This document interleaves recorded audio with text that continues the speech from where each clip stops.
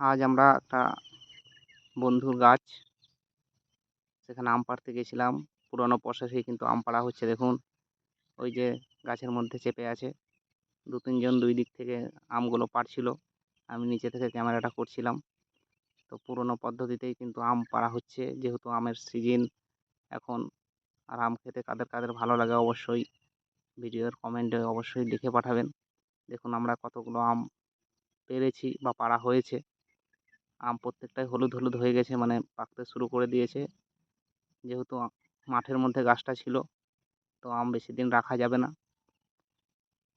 দেখুন আমের কি সুন্দর কোয়ালিটি, খুব সুন্দর। এই পুরনো প্রসেসেই কিন্তু আমগুলো নিচে থেকেই পাড়া হচ্ছিল। কিছু কিছু আম ওপরে ছিল, সেগুলোকেও পাড়া হলো। দেখুন, এই আম গাছের পাশেই একটা পুকুরটা আপনাদের দেখাই। পুকুর পাড়েই কিন্তু আমের গাছটা ছিল।